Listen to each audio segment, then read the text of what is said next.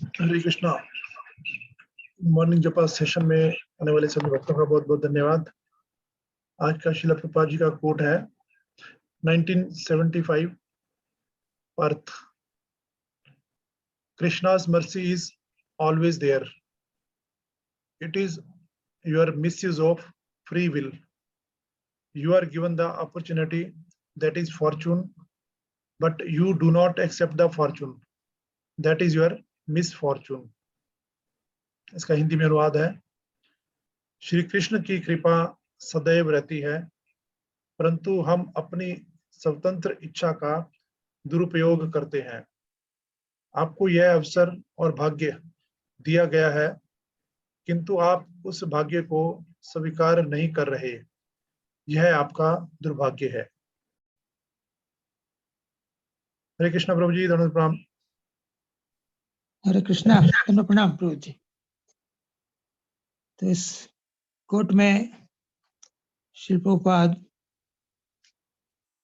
हमारी जो थोड़ी सी हमें स्वतंत्रता मिली है, फ्री विल मिली है, उसके यूज या मिसयूज की बात कर रहे हैं।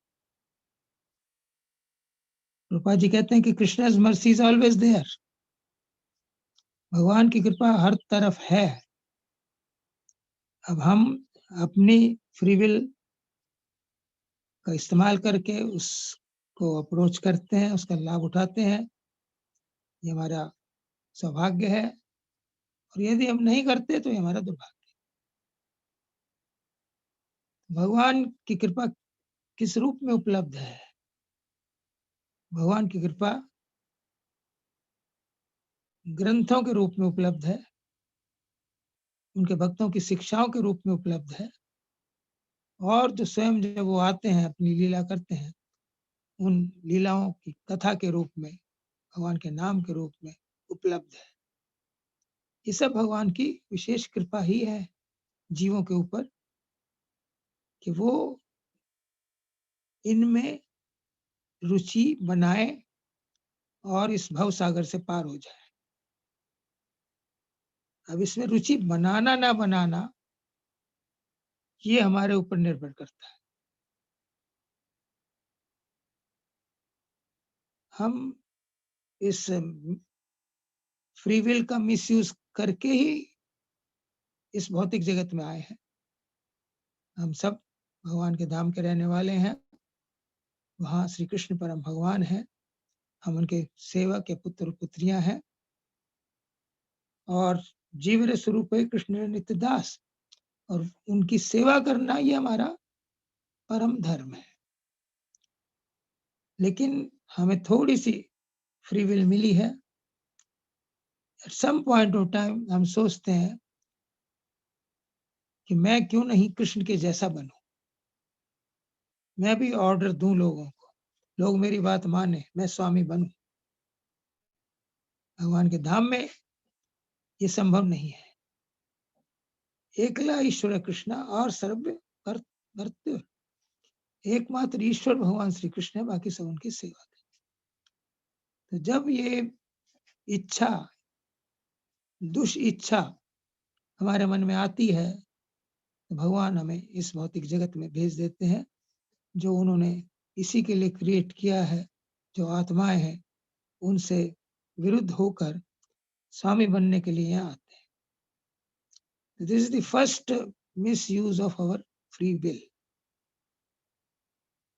भगवान जानते हैं कि यहाँ आकर हम सुखी नहीं रह सकते, क्योंकि ये हमारा परमानेंट निवास स्थान नहीं है। इसलिए भगवान ने इसकी रचना इसी प्रकार की है कि हम ये रियलाइज करें कि जो सुख हम चाहते हैं, जो आनंद शाश्वत हम चाहते हैं, वो यहाँ नहीं है। जो हम छोड़कर आए हैं जगह वहीं है। उसके लिए भगवान जो बातें हमने बताई कि अवतार धारण करते हैं, ग्रंथों की रचना करते हैं, और अपने पार्षदों को, साधुओं को भेजते हैं, वो सब हमें एक ही मैसेज देते हैं कि हम भगवान की भक्ति करें, भगवान की भक्ति को स्वीकार करें। अब उसको स्वीकार करना या ना करना ये हमारी फ्री विल के ऊपर निर्भर करता है। जो बुद्धिमान है इस भौतिक जगत के दुखों को देखते हैं, और जो शास्त्रों में साधुओं के द्वारा भगवान के धाम में आनंद में वातावरण की बात बताई जाती है, उसे स्वीकार करते हैं और भक्ति के मार्ग पर लग जाते हैं। भक्ति करने के लिए जो सबसे बड़ी चीज है, जरूरत है, वो है इच्छा की। रूप गोस्वामी लिखते हैं, कृष्ण भक्ति रस भाविता मति क्रियताम क्रियताम यदि कुतोपि लभ्यते तत्र लौल्यम अपि मूल्यम एकलम जन्म कोटि सुकृति न लभ्यते। कहते हैं कि कृष्ण भक्ति रस भाविता मति, वो मन, वो बुद्धि जो हमें भगवान श्री कृष्ण की भक्ति रस में लगाती है, क्रियताम क्रियताम यदि कुतोपि लभ्यते, उसको आप खरीद लीजिए, जहां सेवे मिलती है खरीद लीजिए, क्योंकि वो जन्म कोटि सुकृति न लभ्यते, करोड़ों जन्मों के पुण्यों के बाद भी वो हमें नहीं मिल सकती भगवान की भक्ति। फिर कैसे मिलती है? तत्र लौल्यम अपि मूल्यम एकलम, उसका एकमात्र मूल्य जो है लौल्यम, इंटेंस डिजायर, तीव्र इच्छा। यदि हम इच्छा इस बात को समझ लें कि भगवान की भक्ति करके हम इस भौतिक जगत के दुखों से छुटकारा पा सकते हैं और भगवान के धाम में जाकर आनंद पूर्वक रह सकते हैं, तो हम अपनी फ्री विल का सही इस्तेमाल करके भगवान की भक्ति में लग जाते हैं और भगवान उसका रिस्पॉन्ड करते हैं। शबरी एक साधारण अछूत कन्या थी, वो मतंग ऋषि के आश्रम में पहुंची, उनकी शरण ग्रहण की, उनकी सेवा की। मतंग ऋषि त्रिकालज्ञ थे, उन्होंने उसके माथे पर देखा कि इसे भगवान के दर्शन होने हैं। उन्होंने उसे राम का मंत्र दिया और कहा कि तुम इस मंत्र का जप करते रहना और भगवान के आने की प्रतीक्षा करते रहना। तो तीव्र उत्कंठा उसके मन में उन्होंने बिठा दी और शबरी प्रतिदिन रास्ता आने का साफ करती है, उस पर फूल बिछाती है, भगवान के लिए अच्छे अच्छे बेर लाकर इकट्ठे करती है, प्रतीक्षा करती है। संध्या के समय नहीं आए तो सोचती है कि मेरे राम को कुछ काम हो गया, वो बड़े बिजी हैं, बड़े व्यस्त हैं, कल आएंगे। इस प्रकार कई वर्षों तक उसने प्रतीक्षा की, तीव्र उत्कंठा, उसकी इच्छा थी उस। और हम सब कथा जानते हैं कि भगवान बड़े बड़े ऋषि जो उस एरिया में रहते थे, उनकी कुटिया को छोड़कर उनसे शबरी की कुटिया का रास्ता पूछते हुए आए और उसे दर्शन दिए, उसके पास बैठे, उसके जूठे बेर खाए। तो शबरी की क्वालिफिकेशन क्या थी? उसका जन्म एक निम्न योनि में हुआ था, लेकिन तीव्र उत्कंठा, intense desire, good use of free will. इसी प्रकार चैतन्य महाप्रभु लीला में एक वासुदेव विप्र की कथा आती है। महाप्रभु जो साउथ इंडिया में ट्रेवल कर रहे थे तो कुर्म क्षेत्र में गए, वहां एक कुर्म ब्राह्मण से उनकी भेंट हुई। महाप्रभु उसके घर आए, एक दो दिन रहे, उसने बड़ी सेवा की, कृष्ण कथा की। जब जाने लगे तो उसने कहा कि महाप्रभु मैं तो आपके साथ चलना चाहता हूँ। तो महाप्रभु ने कहा कि नहीं, तुम यहीं रहो, और उसे उपदेश दिया, जा रे देखो तारे कहो कृष्ण उपदेश, हमारा आज्ञा गुरु हो तारो ही देश। तुम जिसको भी देखो भगवान श्री कृष्ण का संदेश बताओ, ये मेरी तुम्हारे को आज्ञा है, तुम यहीं रहो, और इस प्रकार तुम एक गुरु की भूमिका निभा सकते हो। मतलब फ्री विल के दो काम है, एक तो कि हम स्वयं भक्त बने, दूसरे भक्ति का प्रचार करें, औरों को भक्ति के बारे में बताएं, ताकि और लोग भी इसमें जुड़ सके। ये भगवान की सबसे अच्छी सेवा है, ये सबसे अच्छा सौभाग्य है। वहां एक वासुदेव विप्र था, थोड़ी दूर पर रहता था, उसे कोढ़ का रोग था। उसने सुना कि महाप्रभु आए हुए कूर्म ब्राह्मण के घर, वहां से चला और कूर्म ब्राह्मण के घर पहुंचा। लेकिन उसके आने से पहले ही चैतन्य महाप्रभु वो जगह छोड़कर जा चुके थे, कई मील जा चुके थे। तो जैसे उस वासुदेव विप्र को पता लगा कि महाप्रभु चले गए हैं, बहुत रोया, बहुत पश्चाताप हुआ, उसे बहुत दुख हुआ और वो लगभग बेहोश सा हो गया। उसकी इच्छा थी कि महाप्रभु के दर्शन, उसकी फ्री विल वो इस्तेमाल की थी उसने महाप्रभु की सेवा करने की। भगवान अंतर्यामी है, वो सबके हृदय में परमात्मा रूप में विराजमान है, हमारी हर इच्छा को वो जानते हैं। तो महाप्रभु कई मील लौट कर वापिस आए और उस वासुदेव विप्र को उन्होंने उठाया, उसे दर्शन दिए, बड़ा प्रसन्न हुआ वो, और वो उसको छूना चाहते थे, उसका आलिंगन करना चाहते, लेकिन वासुदेव विप्र कहता, महाप्रभु मेरा शरीर आपके छूने लायक नहीं है, ऐसा मत करें।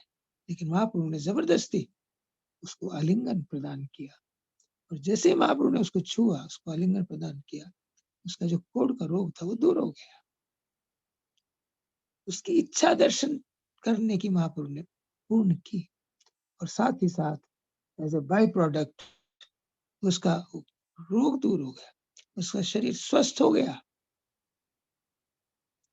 लेकिन उसे एक चिंता हुई फिर कि लोग ये सोचेंगे कि इसके ऊपर महाप्रभु की कितनी कृपा है, कि महाप्रभु का कृपा पात्र है, वो मेरी प्रशंसा करेंगे, तो इस बात से मुझे अभिमान आ जाएगा। तो उसने महाप्रभु से प्रार्थना की कि महाप्रभु, जब तक मैं बीमार था वो मेरे पास नहीं पटकता था, ठीक था, मेरे पास गर्व करने लायक कुछ नहीं था, लेकिन अब आपकी कृपा से मेरा कोढ़ का रोग ठीक हो गया, मैं स्वस्थ हूँ, सुंदर हूँ, लोग मेरी प्रशंसा करेंगे, मुझे गर्व हो जाएगा, अहंकार हो जाएगा। आप कृपा करके मुझे ऐसा आशीर्वाद दें कि मैं अहंकार ना कर सकूं, मुझ में अहंकार ना उत्पन्न हो। तो महाप्रभु ने उसके साथ उसको ऐसा ही आशीर्वाद दिया और वे फिर बड़ा विनम्र रहा। तो यदि हमारी इच्छा तीव्र है, उत्कंठा है, तो निश्चित रूप से हमें भगवान की कृपा जो मिल रही है उसका हम लाभ उठाएंगे। इस जीवन में सबसे बड़ी विपत्ति क्या है? कृष्ण को भूलना, पोजीशन छिन जाना, धन गंवा देना, ये कोई विपत्ति नहीं, ये फिर प्राप्त हो सकता है। लेकिन यदि हम कृष्ण को भूल जाए, ये जीवन हमारा कृष्ण की याद के बिना, कृष्ण की भक्ति के बिना अगर व्यतीत हो जाए, तो हम फिर न जाने कितने जन्मों तक इसी प्रकार किस योनि में भटकते रहेंगे। तो हमारे पास केवल एक ही स्वतंत्रता है, एंड दैट इज डिजायर। और कोई स्वतंत्रता हमारे पास नहीं है। हम प्रकृति के गुणों के अधीन हैं, फंसे हुए हैं, लेकिन जो फ्री विल हमें मिली है उसका यदि हम सदुपयोग करते हैं तो हम बड़े भाग्यशाली बन सकते हैं। प्रभुपाद जी की कृपा से हमें ये मैसेज कृष्ण भक्ति करने का सरल साधन हमें बताया गया है। आप सब इसमें लगे हैं, आप सब बड़े इंटेलिजेंट हैं, सौभाग्यशाली हैं, आपने अपनी इच्छा का सही इस्तेमाल किया है, इसे करते रहिए। कोई भी इसका इस्तेमाल सही रूप से करके प्रभुपाद जी की शरण में आकर जीवन के लक्ष्य को प्राप्त कर सकता है। ये सुविधा चैतन्य महाप्रभु का जो युग आजकल है, स्वर्णिम युग 10,000 साल तक चलेगा, उसमें बड़ी सरलता से हम ये इच्छा करके कि हम भगवान को प्राप्त करें, और थोड़ा सा जो साधन है, हरे कृष्ण कृष्ण कृष्ण हरे हरे, हरे राम राम राम हरे हरे, इस महामंत्र का जप करें, 16 माला जप करें, भक्तों का संग करें, 4 नियमों का पालन करें, और जो भौतिक इच्छाएं हैं उन्हें नियंत्रण में रखें। Simple living and high thinking. शरीर और आत्मा को इकट्ठा रखने के लिए, जीवित रहने के लिए कुछ काम हमें करना पड़ता है, वो करना चाहिए, लेकिन हमारे जीवन का लक्ष्य भौतिक दृष्टि से बहुत प्रगति करना नहीं होना चाहिए।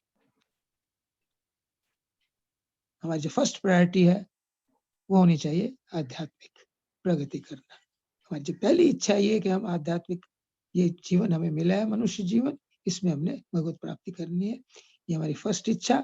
बाकी सेकेंडरी टर्शरी इच्छाएं शरीर के लिए थोड़ी बहुत हो सकती है, इसलिए हम इसका लाभ उठाएं। प्रभुपाद जी ने जो हमें कृपा दी है, हम सब आप इस्कॉन में आए हैं, आप सारे बुद्धिमान हैं, जुड़े रहिए, 16 माला करते रहिए, और यदि आपने अभी दीक्षा नहीं ली है, दीक्षा के लिए तैयारी करें, फिर विधिवत आप भक्ति के मार्ग पर तीव्र प्रगति कर सकते हैं और मनुष्य जीवन का जो लक्ष्य है उसकी प्राप्ति कर सकते हैं। हरे कृष्णा, धन्यवाद, थैंक यू।